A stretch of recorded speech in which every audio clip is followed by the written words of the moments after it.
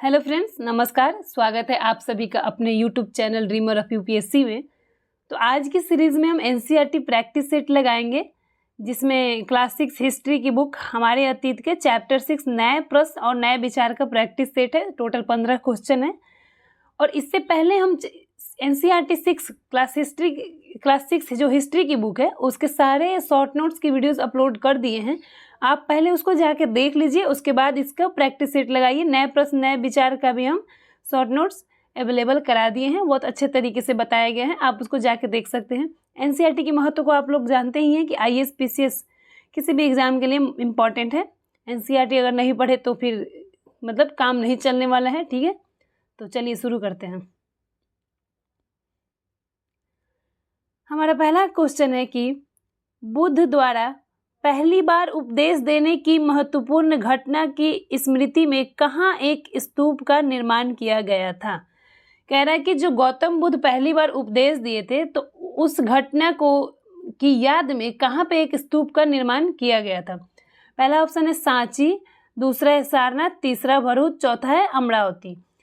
तो इसका सही आंसर ये होगा कि सारनाथ में। जब गौतम बुद्ध मतलब हमने शॉर्ट नोट्स में भी बताया है कि गौतम बुद्ध का जब ये जन्म हुआ था तो इन्होंने ज्ञान की प्राप्ति के लिए गृह त्याग कर दिया था। और सबसे पहले ये जहाँ पे इन्हें ज्ञान की प्राप्ति हुई वो जगह थी बोध गया। और इन्होंने जहाँ सबसे पहले उपदेश दिया था जब ज्ञान प्राप्ति हुआ तो वो है सारनाथ। और यहाँ पे एक स्तूप बनाया गया है बुद्ध की याद में। ठीक है, पहला क्वेश्चन हो गया। नेक्स्ट है हमारा कि बुद्ध की शिक्षाओं के संदर्भ में निम्नलिखित कथनों पर विचार कीजिए। पहला कथन है कि बुद्ध ने दुख का कारण तृष्णा को बताया। दूसरा कथन है उन्होंने कहा आत्म संयम अपनाकर मनुष्य तृष्णा से मुक्ति पा सकता है। पूछ रहे हैं कि उनकी शिक्षाओं के संदर्भ में कौन सा कथन सत्य है। गौतम बुद्ध ने जो शिक्षा दिया था उसमें उनकी शिक्षा में उन्होंने क्या दिया था उसमें पूछ रहे हैं कि कौन सा कथन सही है। तो इसका जो सही आंसर है वो देखिए, कथन 1 भी सही है, कथन 2 भी। उन्होंने दुख का कारण तृष्णा को बताया है और आत्म संयम का मार्ग अपनाकर बोले हैं कि हम लोग मनुष्य तृष्णा से मुक्ति पा सकता है। तो एक और दो दोनों सही है, तो इसका सही आंसर है सी। ठीक है, नेक्स्ट हमारा प्रश्न है कि निम्नलिखित में से कौन से कथन जैन सिद्धांत के अनुरूप हैं। ठीक है, पहला है कि अहिंसा का पालन करना चाहिए, किसी जीव को ना तो कष्ट देना चाहिए और ना ही उसकी हत्या करना चाहिए। ये पूछ रहा है कि जैन सिद्धांत के कौन से कथन अनुरूप हैं। ठीक है, तो देखिए इसका जो सही आंसर है वो देखिए दोनों है। जैन धर्म के जो प्रवर्तक थे, जो 24वें तीर्थकर थे वर्धमान महावीर, उन्होंने ये ज्ञान दी है कि अहिंसा का पालन करना चाहिए और किसी भी जीव को ना तो कष्ट दे और ना ही उसकी हत्या करनी चाहिए। तो इसका सही आंसर है सी। 1 और 2 दोनों सही है। नेक्स्ट हमारा प्रश्न है कि साधारण जन भी महावीर और उनके अनुयायियों की शिक्षा को समझ सके। कथन है ये, और कारण है कि महावीर और उनके अनुयायियों ने अपनी शिक्षा प्राकृत भाषा में दी है। तो इसका जो बताना है आपको कि सही उत्तर का चयन करना है कूट का प्रयोग करके कि कथन और कारण में क्या सही है, या फिर वो दोनों सही है और सही है तो इसकी व्याख्या सही है कि नहीं है। ठीक है, तो देखिए जो कथन है कि साधारण जन भी महावीर और उनके अनुयायियों की शिक्षा को समझ सके, और कारण है कि महावीर और उनके अनुयायियों ने अपनी शिक्षा प्राकृत भाषा में दी थी। तो देखिए महावीर अपनी शिक्षा प्राकृत भाषा में इसीलिए दिए थे कि उनको मतलब साधारण जन, जो साधारण लोग भी थे, वो भी इनकी शिक्षाओं को समझ सके।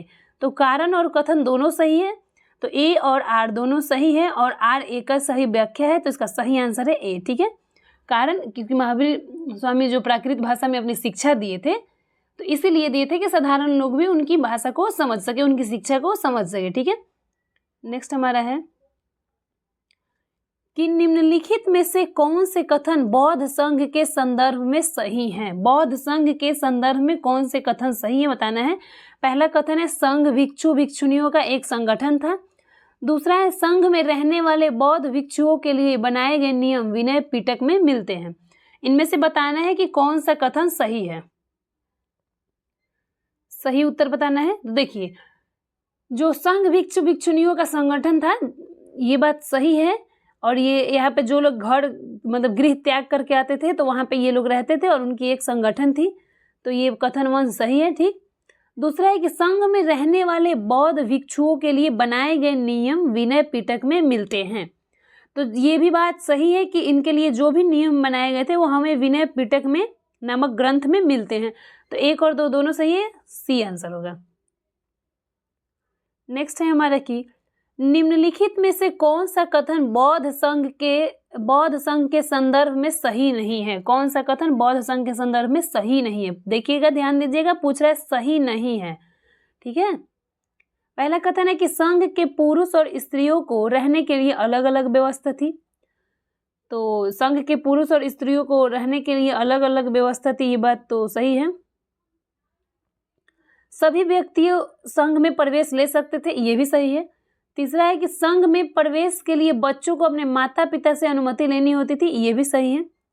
चौथा है कि विवाहित स्त्रियों को संघ में प्रवेश के लिए अपने माता पिता से अनुमति की आवश्यकता होती थी, ये गलत है, क्योंकि जो विवाहित स्त्रियां होती थी वो अपने पति यानी जो पुरुष होते थे उनके अनुरूप कार्य करती थी, ये माता पिता से अनुमति नहीं लेती थी, अपने पति के अनुरूप कार्य करती थी। तो डी आंसर सही है, मतलब ये सही नहीं है, तो इसका सही आंसर डी है। ठीक है। नेक्स्ट हमारा है कि कुछ शैलकृत गुफाओं को विहार कहते थे। विहार के संदर्भ में निम्नलिखित कथनों पर विचार कीजिए। विहार, पहला कथन है कि विहार बौद्ध भिक्षुओं और भिक्षुनियों की शरण स्थली थी जो बाद में निवास स्थल में बदला गया। दूसरा है प्रायः किसी धनी व्यापारी, राजा या भूस्वामी द्वारा दान में दी गई भूमि पर ही विहार का निर्माण होता था। तो इसका सही आंसर बताना है कि कौन सा कथन सही है। तो देखिए, जो विहार है ना वो बौद्ध धर्म के जो भिक्षु भिक्षुनियां थी उन्हीं की शरण स्थली थी जो बाद में निवास स्थल में बदल दिया गया, तो ये कथन सही है। दूसरा है कि जो मतलब ये अपने विहार का निर्माण कहाँ करते थे, जब दान में, हमने नोट्स में भी बताया है कि जो भी दान में इनको दी गई भूमि होती थी, जो जैसे कि कोई धनी व्यापारी दान में दे दिए, कोई राजा इनको भूमि दान में दे दिए, तो वहीं पे ये लोग अपना निवास मतलब स्थान करते थे, तो उसी को विहार का निर्माण कहते। तो विहार का निर्माण ये लोग वहीं उसी जमीन पे करते थे, तो इसका सही आंसर है सी। 1 और 2 दोनों कथन सही है। नेक्स्ट हमारा प्रश्न कथन और कारण है। कथन कह रहा है कि आश्रम व्यवस्था में प्रायः स्त्रियों को वेद पढ़ने की अनुमति नहीं थी।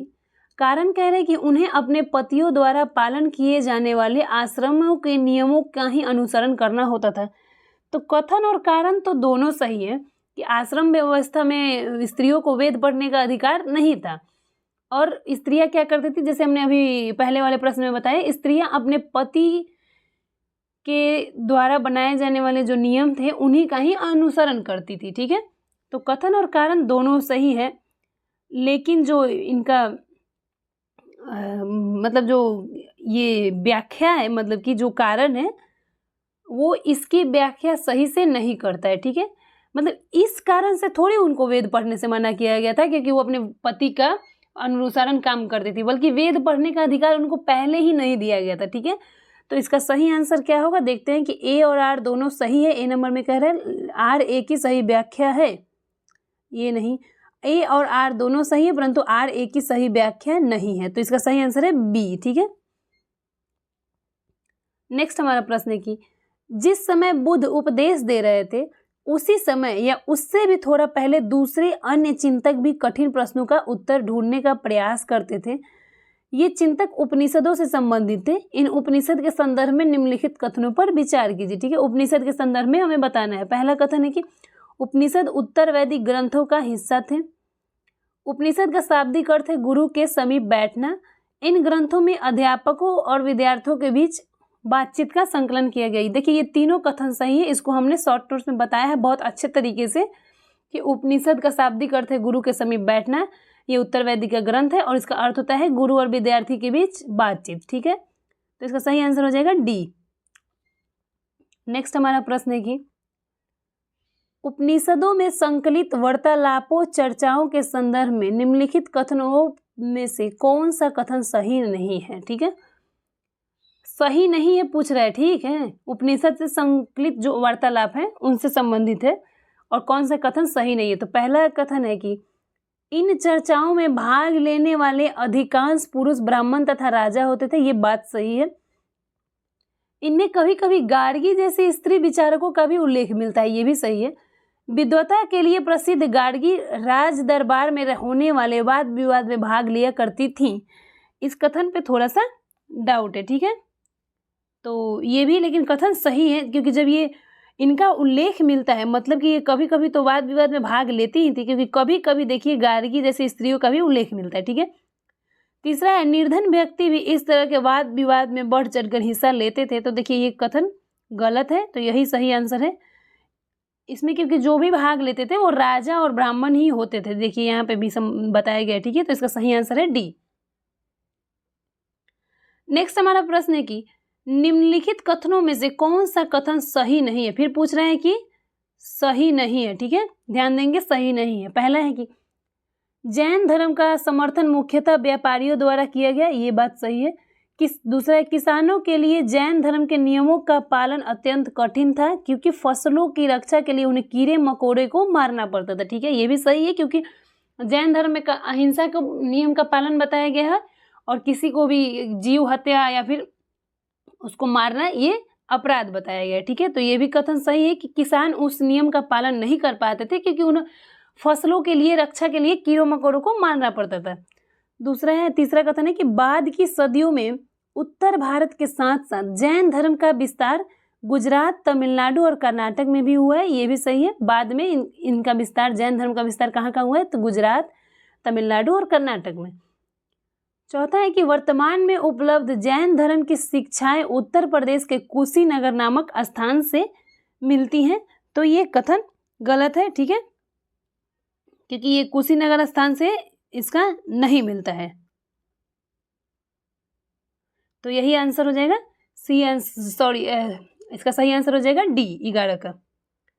12वां हमारा प्रश्न है कि जैन नाम से जाने गए महावीर के अनुयायियों के संदर्भ में निम्नलिखित कथनों पर विचार कीजिए।